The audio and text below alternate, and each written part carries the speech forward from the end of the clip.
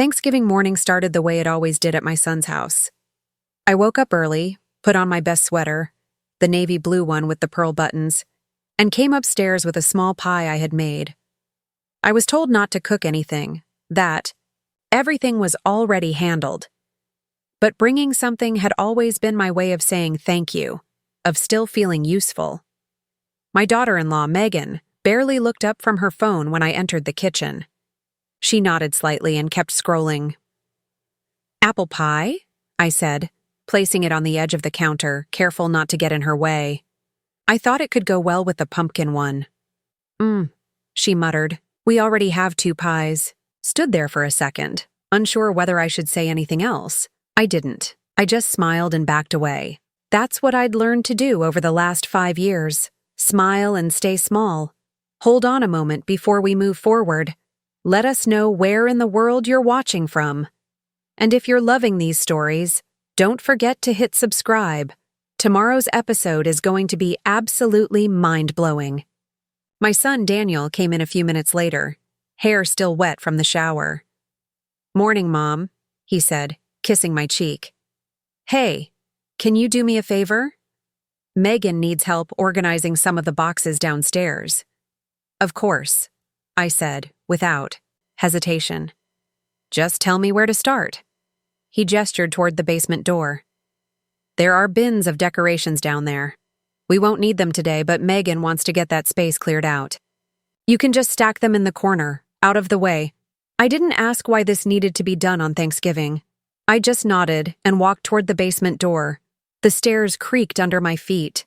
The light didn't work when I flipped the switch at the top of the stairs, but I could still see well enough to walk down. At the bottom, it smelled like dust and old cardboard. I found the bins he mentioned, green and red ones with faded labels, clearly holiday decorations. I stacked them slowly, being careful not to strain my back. I've had 2 surgeries in the last decade, both hips, and though I'm mobile, I'm not fast. It was when I went back up that I realized something was wrong. I twisted the doorknob and it didn't move. I pushed harder. Nothing. The handle rattled but didn't turn. I knocked gently. "Megan?" I called. "The door seems to be stuck." No answer. I knocked louder. Then I banged on the door with my palm. "Daniel? Megan? Hello?" Nothing. I took a deep breath and pulled out my phone. Thank God I had kept it in my pocket.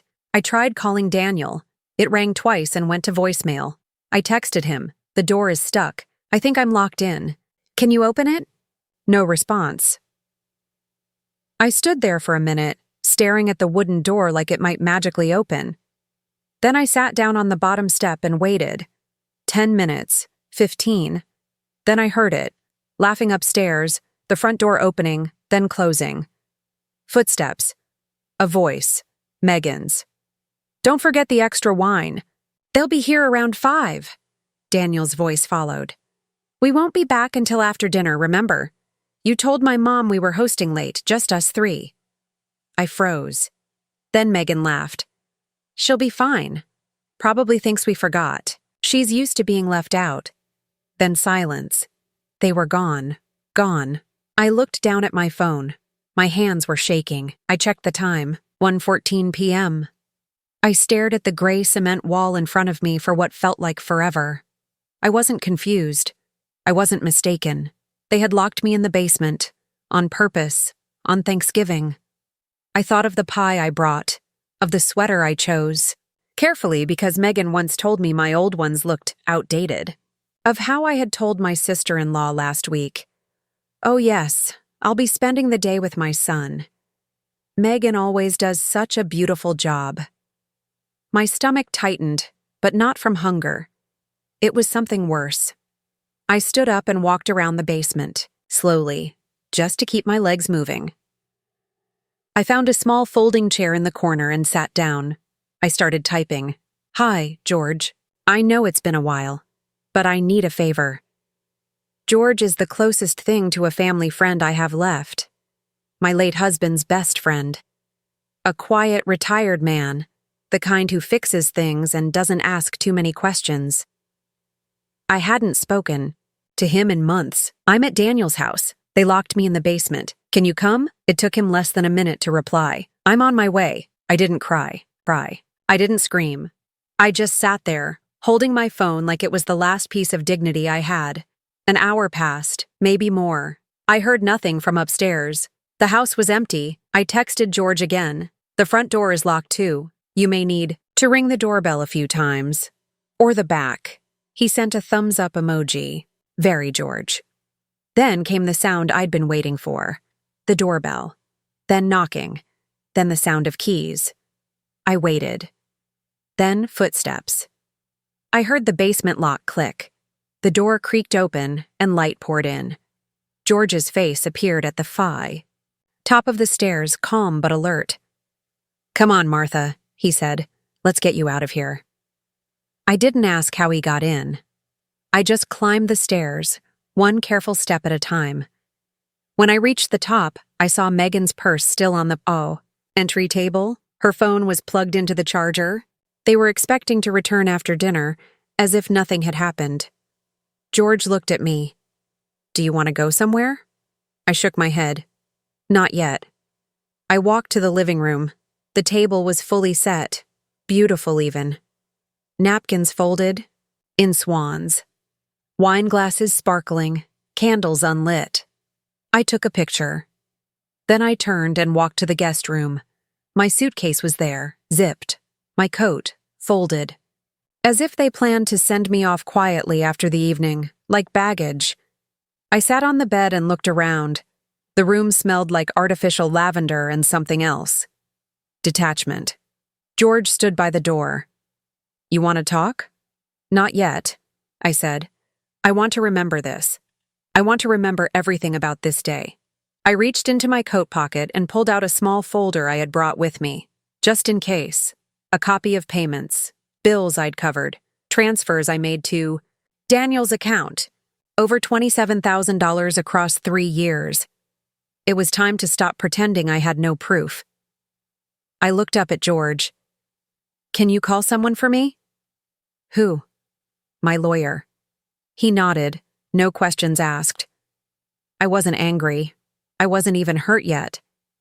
I was awake, and they had no idea what was waiting when they came back through that front door. George didn't say much as we drove away. I sat in the passenger seat of his truck with my hands folded tightly on my lap, holding back every feeling that wanted to burst out of me. I didn't cry. I didn't ask questions. I just stared out the window at the quiet suburban streets, rows of identical houses with orange leaves gathering on their lawns. He finally broke the silence. You hungry? I shook my head. No.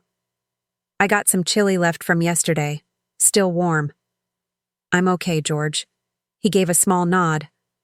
All right. We drove for another 5 minutes until we pulled up in front of his house. Same as always.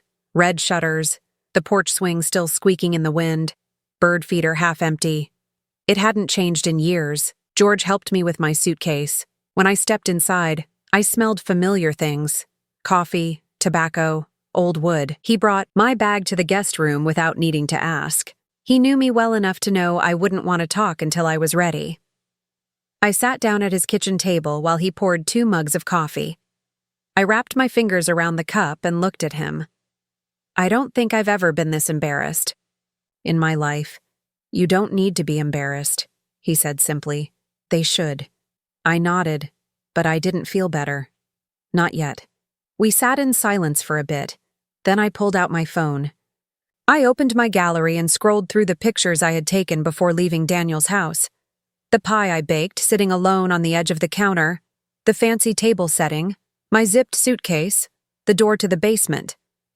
I sent them, one by one, to my lawyer, Marlene. Marlene wasn't just any lawyer. She was my late husband's niece, tough, honest, and always 5 steps ahead of everyone else. She never cared much for Megan, and she had warned me 2 years ago to start documenting things, just in case. At the time, I thought she was being dramatic. Now, I realized she was just being prepared. Along with the photos, I sent her a short message. They locked me in the basement today. Thanksgiving. I was alone down there for over 4 hours. George had to come get me. I have records. I want to act. Within minutes, she replied, I'll call first thing tomorrow. Save everything. Don't go back there for any reason. I placed the phone down and took a long sip of coffee. Then I looked at George. Do you think I should have seen it coming? He looked me in the eye. Martha, you've been seeing it coming for years. You just didn't want to believe it would get this far. I nodded again. You're right. That night, I stayed in the guest room. The sheets smelled like laundry, detergent. I stared at the ceiling for a long time before I fell asleep. I kept thinking about the way Megan laughed before leaving, about Daniel's silence, about the way she said I should be fine. They didn't just forget me. They planned to forget me. The next morning, Marlene called at 8:15 on the dot. Already looked at the texts and photos. You've got more than enough to build a case if you want one, she said. I don't want a court case. Not yet, I replied. I want to hit them where it hurts, but quietly. No drama, no headlines, just the truth, straight to the core. She didn't hesitate. Then let's start with the money.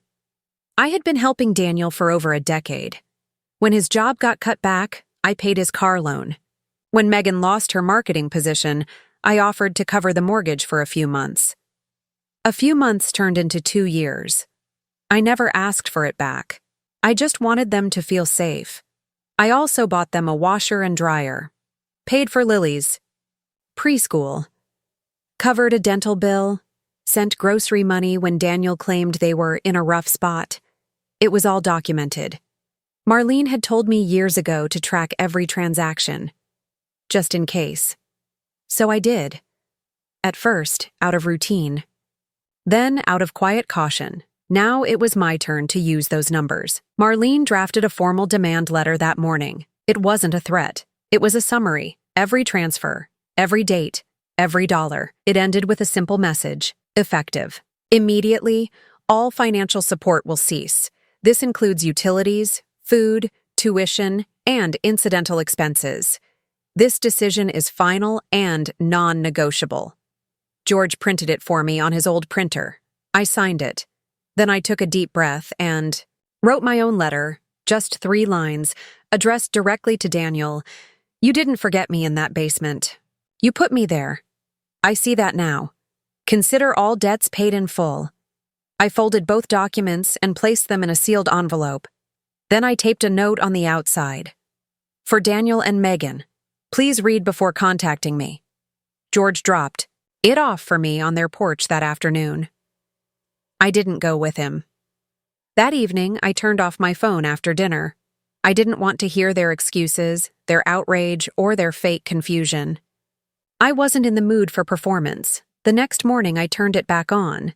12 missed calls, 5 voicemails from Daniel, 3 from Megan, 1 from an unknown number. I didn't listen to any of them, but I did get a text from my granddaughter, Lily. She's 12 now, old enough to notice when someone's missing from the dinner table. Her message was short. Grandma, were you here yesterday? Mom said you left early. I didn't see you. That one hit me the hardest. I replied, I was there, sweetheart. I was downstairs. I missed you too. She didn't reply, but I saw the 3 dots appear like she was typing. Then nothing. She probably didn't know what to say. George came in with the paper and poured coffee for both of us. What now? He asked. I didn't answer right away.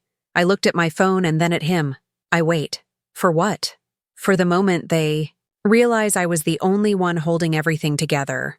It was just past 10 a.m. on Saturday when my phone rang again.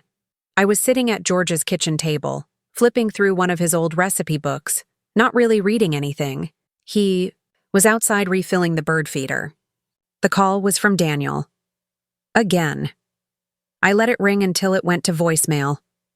This was the 6th call in 2 days. I hadn't answered any of them. I didn't plan to. 10 minutes later, George came back inside with his coat half-zipped and cheeks pink from the cold. He poured himself coffee and gave me that look, the one that wasn't judgmental, just patient. He's not going to stop until you say something, he said. I know. You ready? I thought for a moment. Almost.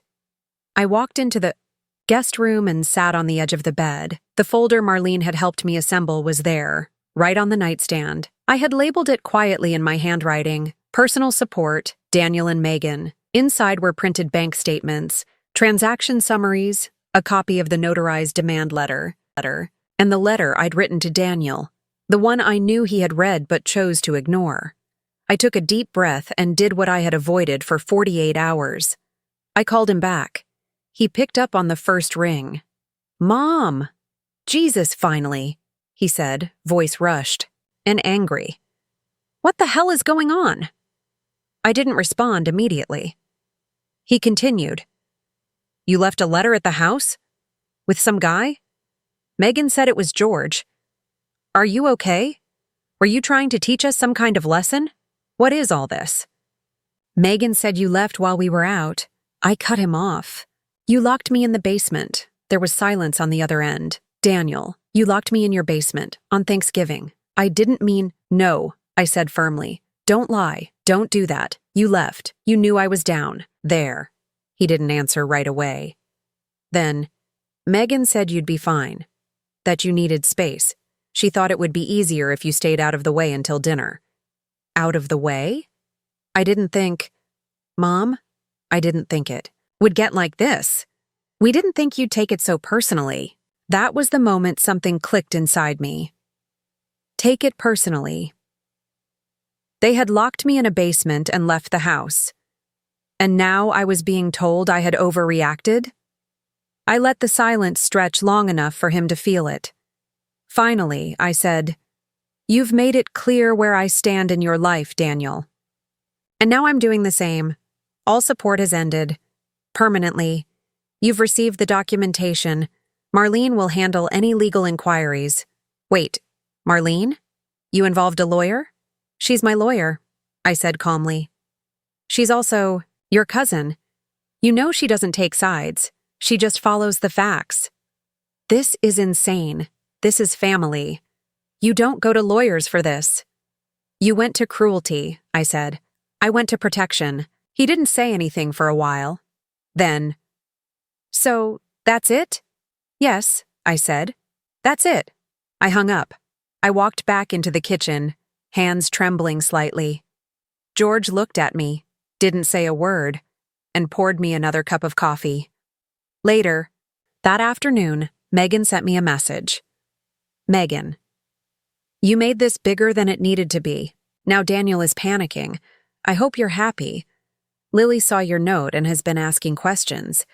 We told her you weren't feeling well. Please don't confuse her." I stared at the message for a long time. Then I did something I hadn't planned to do. I replied, "Me, you can tell Lily whatever you want, but I will not lie for you, and I will not disappear quietly." A minute later, she replied, "Megan, you're going to ruin your relationship with your granddaughter." I didn't answer, because I knew something she didn't. I had never had a real relationship with my granddaughter in that house. Megan made sure of that. She controlled every interaction. Visits were short. Conversations were filtered. I wasn't trusted with school pickups, wasn't invited to dance recitals. Even birthday parties had limited seating when they were hosted at friends' houses. I'd been slowly pushed out for years. They just finally made it official when they locked the door. That evening, I printed one more letter. This time, it wasn't for Daniel or Megan. It was for Lily. I didn't write about blame or anger. I didn't mention lawyers or bank accounts or betrayal. I just wrote about our walks in the park, the books I had saved for her in my room, the scarf she once made me with craft store yarn and a safety pin. I told her I missed her, that she could always write me anytime she wanted, and that I would always answer. Then I added my new address. I sealed it and mailed it the next morning. George and I ate dinner in silence that night. He made baked chicken and rice, and I washed the dishes, just like when we were younger, when he and my husband would talk about fishing and I'd cook too much food. When we sat down afterward, he asked, "You feel better?" "No," I said honestly, "but I feel clearer." He nodded. "Good enough." On Monday morning, Marlene called. I got 2 voicemails from Daniel, one from Megan. I didn't call back. I figured they'd reach out, I said. He wants a meeting, she continued. Wants to clear the air. I didn't hesitate. No. Thought so. She paused. I'm just going to say it, Martha. What they did wasn't just disrespect.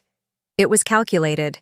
And it's not going to stop unless you draw a permanent line. I already have, I said. Good, because if they push harder, we're ready.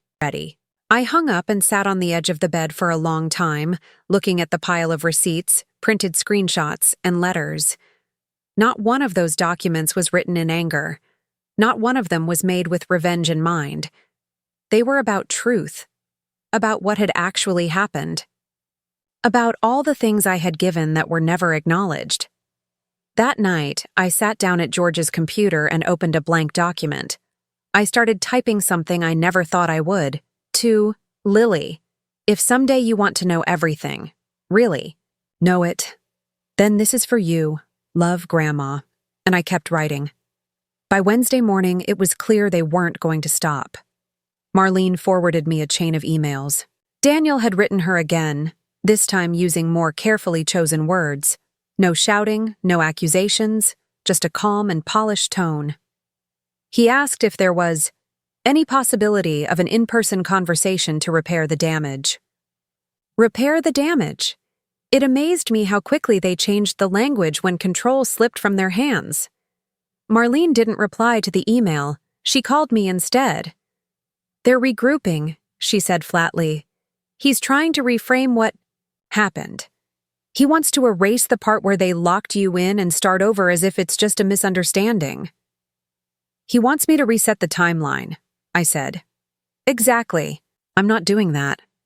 I know. Later that day, I called George into the kitchen and asked him to help me bring in the storage box from the trunk of my car, the one I had asked him to place there the day he picked me up. He brought it in and set it on the table. A plain gray box, plastic, with a label I had printed myself a year ago, Household plus Support Files. I opened it and started sorting everything out across the table. Receipts from utility companies in Daniel's name. Credit card bills I had. Paid when their balance got out of control. Checks I had written directly to Lily's school for tuition. PayPal transfers for groceries. Amazon purchases they asked me to put on my card and never reimbursed. Bank statements showing direct deposits I'd made into their joint account, often in round numbers like $500 or $1,000, on the 1st or 15th of the month. George sat quietly, sipping coffee, watching me build the entire picture in front of us. I didn't explain each paper. I didn't need to. These, I said finally, are what they never saw. They only saw the fridge stayed full. The bills got paid. Lily had a coat every winter, but they never saw this. George nodded. They thought it just came from the air. They never once asked if I was okay, if I had enough left for myself. I took a breath, steadied my voice. I kept this box because part of me knew someday they'd rewrite the story. Now they couldn't. That night, I wrote one more letter. This time, it wasn't emotional. It wasn't even long, just one page, typed, signed at the bottom. To Daniel and Megan, this box contains documentation of every financial action I've taken on your behalf for the past 7 years. These were not favors. They were support, freely given under the assumption of respect. You have forfeited that respect. There will be no further financial contributions, assistance, or involvement. I have no obligations to you, legal or otherwise. Do not attempt to dispute the records. They are certified copies. Your actions on Thanksgiving were not only cruel, but deliberate. And now, finally, you will carry your own weight. Martha made 3 copies of the letter. One for them, one for Marlene, and one for myself. George helped me load the box into the car again. We drove to Marlene's office the next morning and handed it directly to her assistant. No drama, no confrontation. That was Thursday. On Friday, something unexpected happened. A letter came for me, not an email, not a text. A handwritten envelope addressed to me at George's house. I recognized the handwriting immediately. Lily. I sat on the porch swing and opened it with careful fingers. Mom said you left because you were sick, but I knew something was weird. You never miss Thanksgiving. I found your note in the drawer. Are you really not coming back? I miss you. Nobody makes mashed potatoes like you. I didn't even eat mine. Dad looks really stressed. Mom's been yelling a lot. They think I don't. Here, but I do. I don't know what's going on, but I hope you're okay. Love, Lily. I read the letter twice. Then I folded it gently and placed it inside a clean folder labeled Lily, Private. George came out with 2 cups of tea and handed me one. You okay? I nodded. She wrote me. Good, he said. She knows who you are. That weekend, I didn't hear from Daniel or Megan. For the first time in over a week, my phone was quiet. I had learned to stop expecting real remorse from either of them. They weren't built for introspection. They were built for appearances. And now that the image had cracked, they were regrouping somewhere in the shadows. I wasn't waiting. Spent that Saturday organizing my files, starting a simple list on paper. Something I could leave behind someday, in case Lily ever wanted to see how things really unfolded. I titled it, What Happened and What Didn't. It had 2 columns.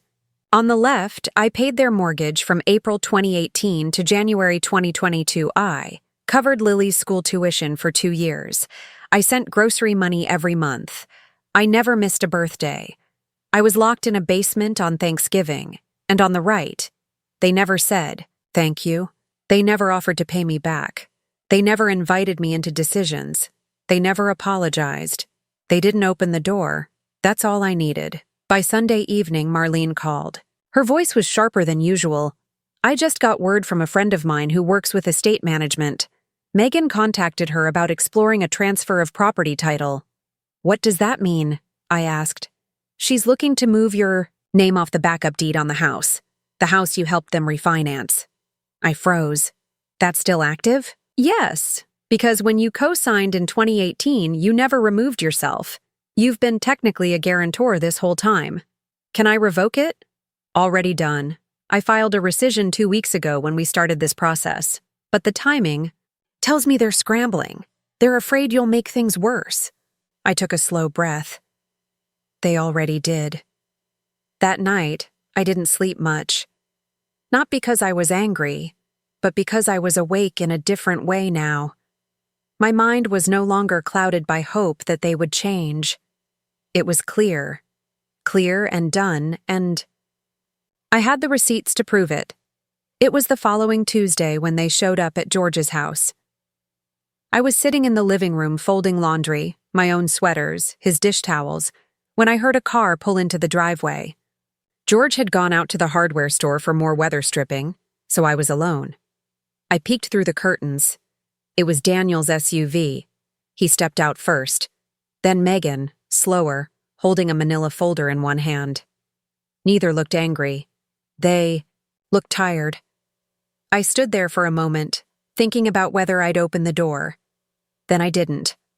I sat back down on the couch, folded another towel, and waited. Within seconds, the doorbell rang. Then a knock. Then silence. Mom? Daniel called from the other side. Can we talk? I didn't move. A few seconds passed. Please, he added. I stood up and opened the door, not wide, just enough that we could see each other. Megan stood behind him, arms crossed over the folder. Daniel looked pale, more from stress than shame. He gave a small smile, the kind a son uses when he doesn't know whether to hug or apologize. I don't want a scene, I said. Say what you need to say, but I'm not inviting you in. He nodded. Fair. Megan didn't speak. She looked down at her shoes. We just came to clear things up, Daniel began. I think a lot got lost in the emotions of the last couple weeks. Nothing got lost, I replied. You left me in a locked basement on Thanksgiving. I remember it clearly. He shifted uncomfortably. We didn't mean for it to come off that way. It wasn't personal. It was entirely personal. Megan finally spoke. You're blowing this out of proportion. We thought we were giving you space. You've always said the holidays stress you out. I blinked. You're serious? She opened the folder. We brought a list of everything we remember you helping with. We were going to suggest a repayment plan. I didn't take the folder. I didn't want their numbers. I wanted to hear the words they still couldn't say. You mean a repayment to avoid further legal involvement? I asked flatly. Megan looked startled. No. Well, just to show we're trying, Daniel cut in. We talked to someone about the house, about the deed. We didn't realize you were still on it, Mom. You realized. You just didn't think it would matter. He looked down. Megan tried again. Look, we've been under a lot of pressure. I lost my job last month. Daniel's hours were cut. We didn't handle things right. But we didn't mean for it to get so hostile. Hostile, I repeated. You wrote to Lily, Daniel added. We found the letter. She's confused. She should be, I said. She deserves the truth. He looked up at me then. We were wrong, he said. Okay, I know that now. I just don't want it to stay like this. Neither do I said. But we're not going backward. I won't be part of a family built on pretending nothing happened. Silence again. Then I added, You two will take care of yourselves now, completely. I'm done paying your bills, covering your mistakes, and being your scapegoat. Daniel nodded slowly, like he expected this. Megan didn't speak again. They stood there a moment longer, unsure of what to do. I looked at the folder again. You can keep your repayment plan, I said. I'm not interested in your money. I'm interested in peace. Then what do you want from us? Megan asked, finally looking me in the eye. I want space. Permanently. I want time with Lily if she chooses it, but you'll not control that anymore. I won't be part of this household structure you built to revolve around your convenience. Daniel looked like he wanted to say something, but didn't. You can go now, I added. They left without arguing. Daniel opened the car door for Megan, like he always did when he wanted to appear respectful. She didn't look back. I didn't shut the door until they were gone. Later that afternoon, George came home with 2 rolls of weather stripping, 3 cans of soup, and a smile. Didn't expect visitors, he said, noticing the empty driveway. They tried, I told him. Did it work? No, I said, but they tried. That night I slept for 7 hours straight. The next morning, I got a text from a number I didn't recognize at first. Unknown. Hi, Grandma. Mom says I'm not allowed to write you, but I'm doing it anyway. I'm sorry about everything. I believe you. It was Lily, I replied without hesitation. I miss you. Write me whenever you want. I'll always answer. I didn't expect more than that, but that afternoon, George brought in the mail and handed me an envelope with Lily's handwriting again.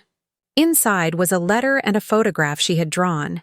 Me, standing in front of a big house, holding a suitcase and smiling. There was a dog next to me, even though I didn't own one. The house had a garden and a porch swing. At the bottom, she had written in pencil. When I get older, I want to live somewhere like this too. I folded it gently and placed it next to her first letter, in the folder marked Lily, Private. I looked over at George, who was sitting on the couch with a crossword puzzle, wearing his glasses too low on his nose. You ever regret not having kids? I asked him. He shrugged. Not really. I always figured the universe gave me other things, like being dragged into family warfare on a random Thanksgiving. He smiled. I've seen worse. We both laughed, for the first time in weeks. I didn't know what came next, but I knew what wouldn't come back. The silence, the pretending, the hoping they'd be different if I just gave more. I had walked out of that house with nothing but a coat and a phone. But now I had something better, my voice back, and I was finally using it. 3 weeks after they showed up at George's door, I got a phone call from Lily's school. It was the front office secretary, Mrs. Donnelly. She was soft-spoken and always careful with her words. She told me Lily had listed me as an approved family contact on a form for the winter recital. The school needed to confirm if I would be attending. I said yes before she finished her sentence. That recital was held on a chilly Thursday night. George drove me, but waited outside in the truck. I wanted to do it on my own. I walked into the school gym, wearing a new wool coat I had bought with the money I used to send to Daniel each month. It was dark gray with big buttons and deep pockets. For the first time in a long time, I didn't feel like I had to dress small to be ignored. The lights dimmed, and children began to file onto the risers. I spotted Lily in the second row. Hair pulled back with a simple ribbon, her white blouse tucked neatly into a black skirt. When her eyes found mine, she smiled so wide it almost startled me. After the performance, parents were invited to the cafeteria for cookies and punch. I waited at the back of the crowd until Lily came running toward me. She wrapped her arms around my waist, holding tighter than a child her age usually does in public. "You came?" she said. "Of course I did." She looked up at me. "Dad said you might not want to." I didn't answer that. I didn't need to. She reached into her coat pocket and pulled out a folded piece of paper. "I wrote you another one." I slipped it into my own pocket. "I'll read it when I get home." She nodded, then added, "Mom doesn't know I talked to you, but I don't care." I crouched slightly and looked her in the eye. "That's your decision, and I'm proud of you for thinking for yourself." She hugged me again, then ran off to grab a cookie. Daniel and Megan were there too. I spotted them across the room. Daniel looked away quickly. Megan stared for a moment, then turned and left through the side door. Neither of them spoke to me. I didn't expect them to. I returned to George's truck and read Lily's letter on the way home. "Dear Grandma, today I heard a girl at school say her grandma doesn't like her mom. I wanted to tell her, that's not always the full story. I'm glad you're still my grandma. Love, Lily." That night, I added the letter to the folder. 2 weeks later, I signed a lease on a small rental house 5 blocks from George's. Marlene helped with the paperwork. It wasn't fancy. 2 bedrooms, old hardwood floors, and a small garden in the back. But it was mine. No one could lock the doors on me here. I told George he was still welcome for coffee every morning. He said, "As long as you have powdered creamer, I'll show up." I had a moving day set for the following Saturday. That Friday, I received one final envelope from Daniel and Megan. No return address, just my name written in stiff, tidy letters. Inside were 3 things. First, a typed letter, 3 paragraphs of vague apologies, carefully constructed phrases, and a sentence about how they hoped one day Lily wouldn't feel caught in the middle. Second, a copy of the original folder I had sent, highlighted in several areas with notes in the margins. Some of them questioned dates or claimed certain payments had been misunderstood. One line, underlined in red, simply read, "We never asked for this." And third, the key, the backup key to their house. The one I had been given years ago, then quietly asked to return when Megan changed the locks last spring. They had sent it back. I placed the key in a drawer and closed it. I didn't need it. Moving day was uneventful. George helped me load boxes. Marlene brought over a plant for the kitchen window. The mailman stopped by to introduce himself and offered to help carry my microwave inside. That evening, I sat in the living room surrounded by unopened boxes. I ordered takeout for the first time in over a year. I turned on the radio. I didn't check my phone. For the first time in years, I didn't feel like I was waiting. For approval, for gratitude, or for a better version of the people I had spent so long forgiving. The next morning, I woke up to the sound of soft knocking. I opened the door and found Lily standing on my new porch, holding a bag of cookies. "They're store-bought," she said. "But I thought we could still call it baking." I let her in. We sat at the table and ate cookies for breakfast. She asked if she could come by once a week, just to talk. I said, "Yes." When she left, I watched her walk down the sidewalk. She didn't look back. She didn't need to, because she knew the door would stay open. That Thanksgiving, I had my own dinner. Nothing elaborate, Just a small turkey breast, some potatoes, and one slice of apple pie. George came by and brought rolls. Lily stopped in for dessert, with her backpack and another letter. We didn't talk about what had happened. We talked about her science class, about the bird that kept visiting my backyard, about her favorite teacher, and that was enough. Not everything needed to be said to be understood. Not every betrayal needs a confrontation. Sometimes, the most powerful statement you can make is walking out and never walking back in.